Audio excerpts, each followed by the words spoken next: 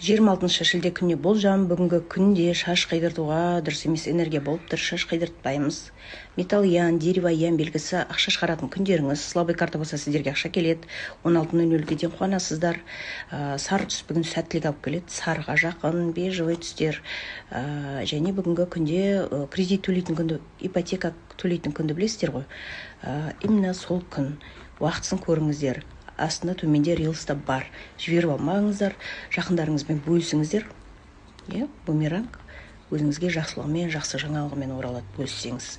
Енді жер қазу активациясы бар. 120 күннің ішінде ақша келеді. Жер қопыстып отырып, жермен жұмыс жасап отырып, байлыққа қатысты, бір алдағы уақытта бір жететін жетістіктеріңізге қатысты тілек тілеп отырсаңыздар, 120 күн ішінде ақша ғана келіп қоймай, балдарыңызға бір тектіліктің энергиясын алып келеді. Жіберіп алмаңыздар. Және 09:40-тан 11:00-ге дейін арқамызда северо-западқа қаратып отырып, сол северо-запад бөлікте отырып, реклама шығарыңыздар, недвижимость сататын болсаңыздар, пиар болса да, өздеріңізге сәттілік, махаббат керек болатын болса, сол жерде отырып жұмыс істеңіздер, арқамызды сол секторге қаратып, сиқырлы құс активациясы жақсы сәттілігімен келеді. Барлықтарыңызға сәттілік, күндеріңіз жақсы өтсін.